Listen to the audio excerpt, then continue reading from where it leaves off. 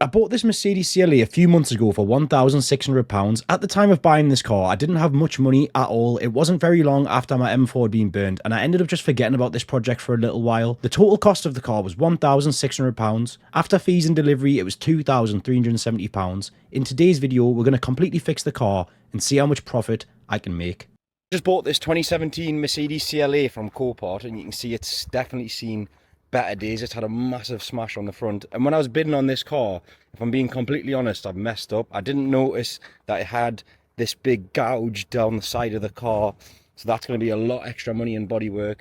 And the rear bumper as well, from the forklift, when they pick the car up, they pushed the rear bumper in, and that's going to need some bodywork as well. So this car needs like an extra £1,000 in bodywork that I didn't account for, but I did win it really cheap. It was only £1,600, which came to £2,000 after fees. And it's a 2017, it's got 50,000 miles, so it's probably worth about 8 grand. And if we just take a closer look at the damage, it is really pushed in at the middle. But I think both the chassis legs are all right. If not, they might just need a little bit tweaking. But the engine is all right, I think. But I won't know until I've got the damage stripped down. So that's the first thing I'm going to do. I'm just going to get all the damage off. It doesn't run because the airbags have went off. And if you don't know, these cars have crash data. So once the airbags go off, you need Mercedes software to actually clear the crash data.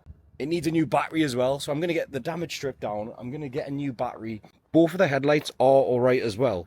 This one's just got a broken bracket, and this one's completely survived, luckily. All the brackets are alright, so I've got quite lucky there. Both the wings are also alright as well. This one's just got a bit of scratching from the hinge, which is unfortunate.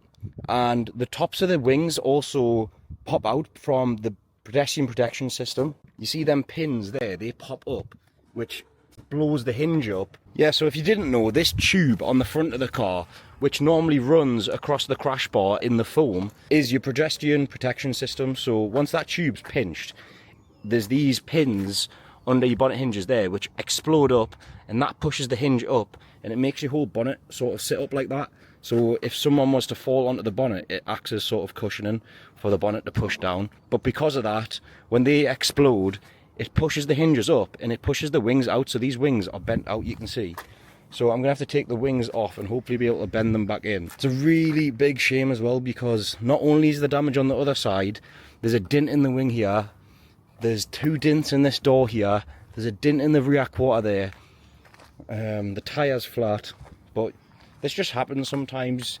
Like them dents I couldn't see on the photos. So here I'm just starting to remove the headlights from the front of the car, and it's quite funny because the camera angle is really bad here. And if you go back to some of my older videos, you'll notice the camera angle was always really bad because I was using a broken camera which the screen didn't work on. So I've removed both of the headlights, and then now I just need to remove the slam panel. And this is very easy to remove. There's 3 bolts in each chassis leg, and there's just 1 bolt there. So you've got, what, 5 bolts on each side. So 10 bolts, and then this full front panel will come off. I'm going to remove the bonnet as well. And then hopefully this is going to give me some access to reveal the damage to the front of the engine, if there is any. I don't think there will be. I think that this catalytic converter is just going to be dented in. So the odds are I'm probably going to have to replace this, but we will see.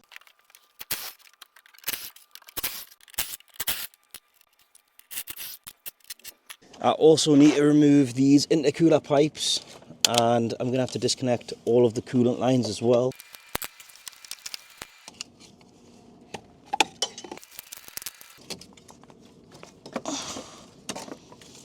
It's never enjoyable taking a bonnet off on your own.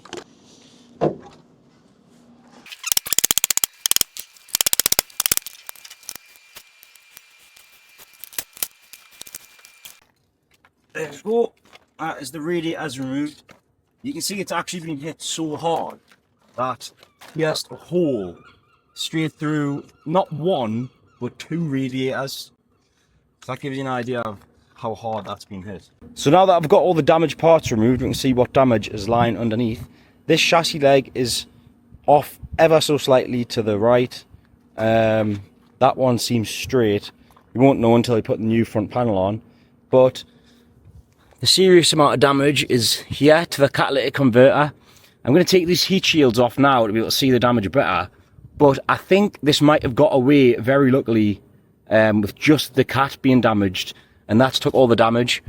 But I'm going to take the heat shields off so I can see behind it a bit better. These cars actually have a massive crumple zone, so when they're hitting the front, they've got loads of room to go back. So even though they've had a massive front end crash, the engine is normally alright 9 out of 10 times. This is the worst one I've had, but I still do think it's going to be alright. Obviously, I've still not got it running yet because I need to do the battery and the crash data, but I am still hopeful that it's going to be alright. But yeah, I'm going to get these heat shields off and then we'll clear the crash data and see if it runs. Alright, so I've got the heat shield out of the way, and now I just need to loosen off the O2 sensor because it's blocking me from being able to remove the heat shield. There we go, so there's the heat shield off, and then this sensor as well, as you can see. The sensor is bent in half, but I can see the part number on there, so I'll get a new one of those. And you can see that because the radiators are pushed so far back into the cat, the plastic from the radiator has actually melted onto the sensor, and down here next to the cat as well, it's done the same thing there. It's melted onto the cat, which is quite interesting. But you can see here the damage to the catalytic converter. It is quite bad, but I am quite confident that the engine behind is going to be alright. I'm finding working on this car a bit sickening. Like, it's just boring having to, because I've done these cars so many times, like to save up the money to where I was buying nice cars, and now it just feels like I'm doing all that over again. But obviously that's how I made my money in the first place, so I've just got to go back to doing that all again to make the money that I made again, to be able to fix my M4 again, and then I'll be finally back to where I was. But it's just like, it just feels like I'm doing all of this again for what? But obviously that's not the right way to think about it, but that's just like when I'm working on this car, it's just like, oh, it just feels like a chore, but it's got to be done. I visited a local breaker's yard, and all of the parts that you can see on the floor here was like 90% of what I needed to fix the car, and this was a total cost of £1,000. So that brings our current total cost to £3,370. Right, so quick interruption into the video. I've just bought this car from Copart, and the video you're watching right now on the Mercedes CLA, that car was also from Copart. But the best deals I've ever had on cars is where I bought them directly from just normal people like you. So if you've crashed your car or you've got a car with issues, you don't always have to go through your insurance. You can list it on second gears instead and keep the margin for yourself when you're selling the car that the insurance companies would normally take. When you crash your car and you go through insurance, you do actually have an option to buy it back that a lot of people don't know about, and it's always very, very cheap. And then you can literally list the car on second gear straight away, and someone like me will give you an offer for maybe even £1,000 on top of what that price was, and you can make £1,000 just as easy as that. It's completely free to list your car on second gears, and there's no hassle or back and forth because you're listing your car directly to a group of people like me who actually want to buy these cars. If you want to get access to all of these cars and sign up as a dealer, there's already hundreds of dealers on the website, but now is the best time to join as the network's expanding. And if you're a dealer, you're getting better stock earlier and you're avoiding the bidding wars and the fees. So if your car has damage or issues like this, make sure you list it on second gears. And if you're a dealer and you buy cars like these, make sure you join the network while it's still growing. You might have noticed in the last clip, it's now winter compared to the first clips being in summer because I left the car parked up for a couple of months. But you can see here, I'm just removing the damaged catalytic converter. This was quite stubborn to remove because of obviously how damaged it was. It was like squished into its place, but I did manage to remove it, you can see here.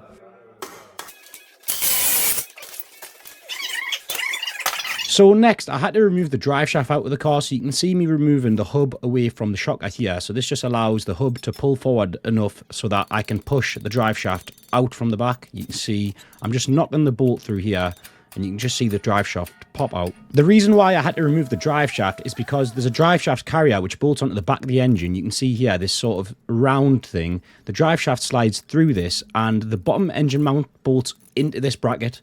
So the engine mount on the bottom had ripped off, and that also ripped this mount on the back of the engine.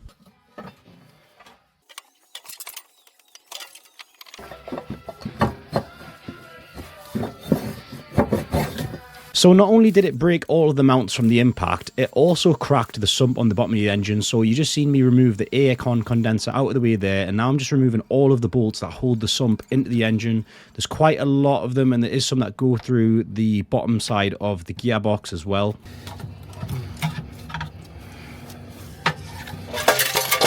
Boosh!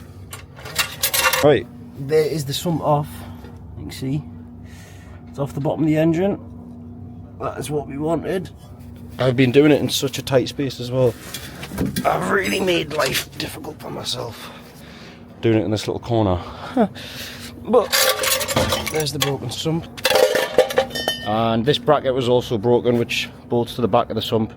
So I bought a brand new sump for the engine, and then I also had to swap over one bracket from the old sump and also the oil level sensor. So here's the new bracket next to the old one. You can see that's where it was broke through those threads. So that's the new one there. And then the sump, you can see that one's brand new. But this one was all cracked inside. You can see all the cracks there.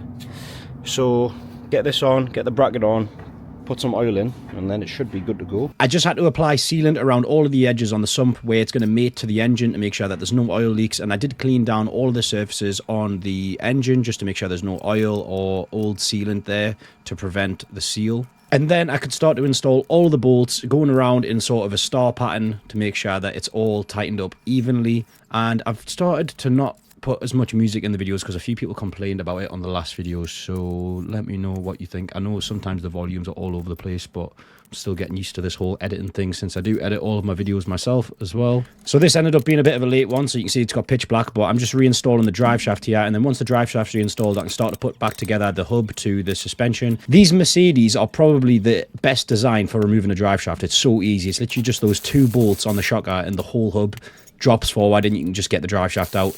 It's so simple. I've got this new mount that just goes on the bottom of the car and attaches to that new bracket that I just installed.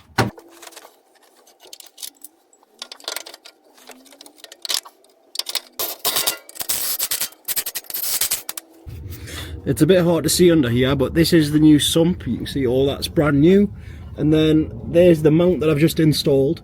And the bracket, which I had to change, is just above the mount. You can see that this mount bolts into the bracket and it sits on the back of the engine. So all of that's replaced now.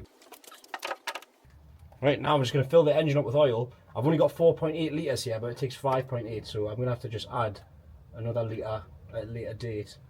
But this should be enough for it to just run for now.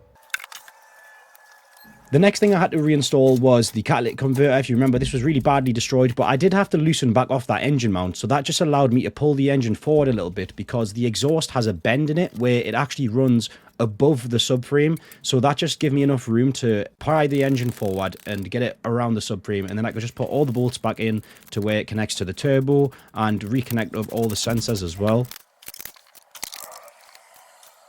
The next thing to replace was these two little crash bars, which are right at the bottom of the front end. You can see me removing one here and the one on the other side. They were just bent inwards, and I tried to install this complete new piece, but it wouldn't line up perfectly, and that's because the chassis legs were in. So I had to get the lads to straighten the chassis legs, but unfortunately I wasn't there to video it, but you'll see in the next clip, everything lines up. So now that we've straightened the chassis legs out, I can start to put the rad pack in, but I do still need this heat shield for the Cat, but I've ordered one. But I should be able to get access to that behind the rad pack, so it should be all right. So that's what I'm going to do now. I'm going to get the rad pack in. I've just had to put these little rubber bungs in the bottom of there because that's what they slide into. But yeah, they're all straight now, as it should be. I tried to just slide the rad pack in between the crash bar, but it didn't fit. Right, that's the intercooler removed from the rad pack. So now I should have room to slide the rad pack in here. Yes. I do. There we go. With the rad pack in place, I can start to connect up all of the coolant lines to all of the radiators. There's two aircon lines. This one goes up here like this, and then the other one comes around the bottom like so, and that goes into there. Right, now that I've got the radiators in, the intercooler just clips into the bottom, and then I just need to connect it up to the two hoses.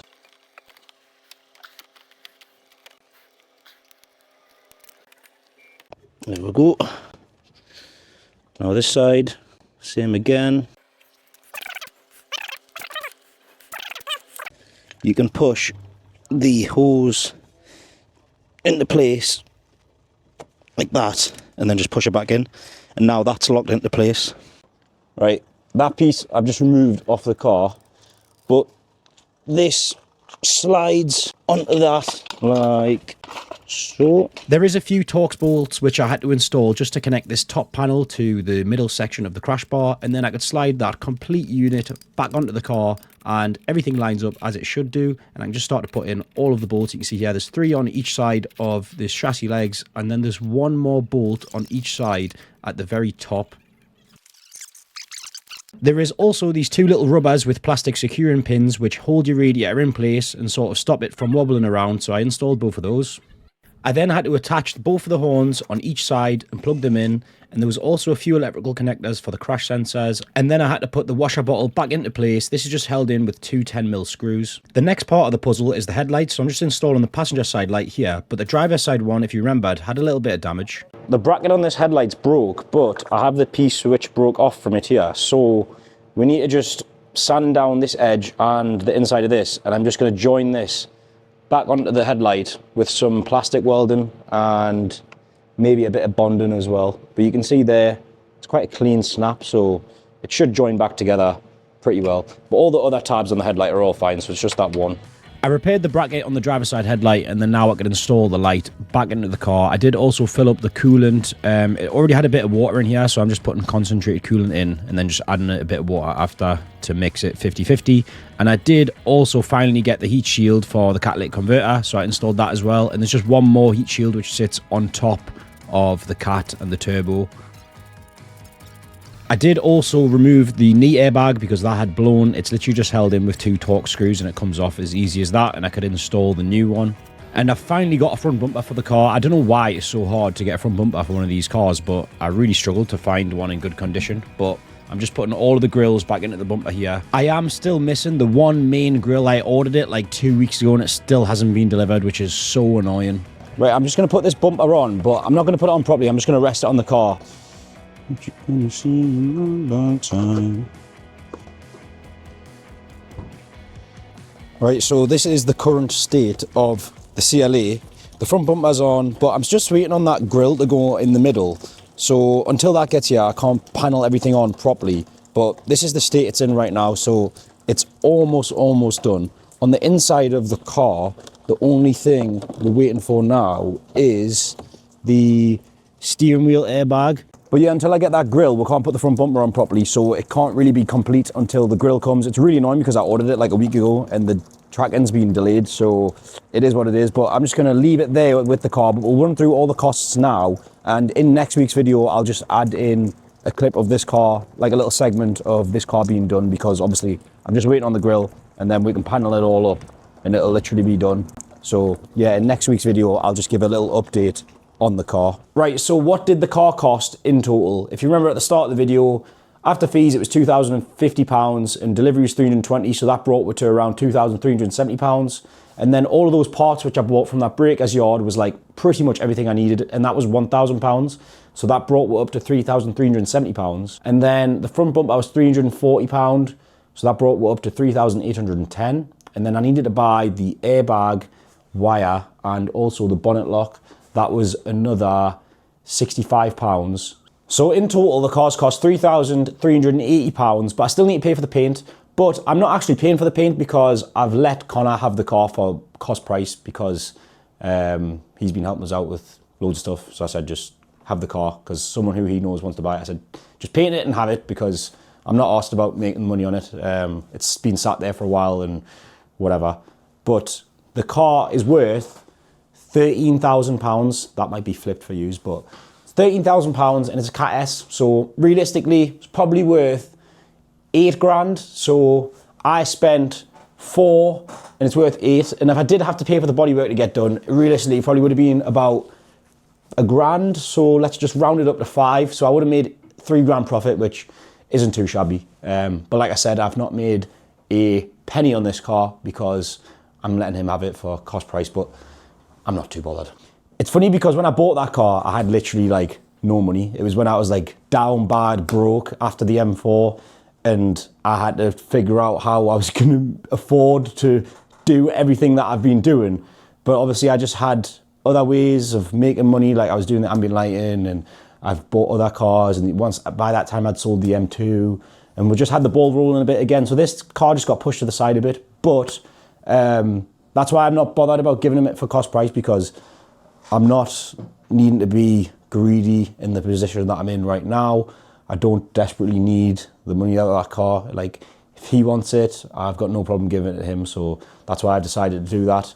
But it's just funny how I originally bought that car when I had no money, and now I'm in a position to just be like, oh no, it's all right. I'm not too bothered about making the money on that car. Well, that's just because it sat for so long, but you know what I mean, full circle. Anyway, next week's video, I'll give you an update on that car, but that's going to be it for this one. I'll see you next week.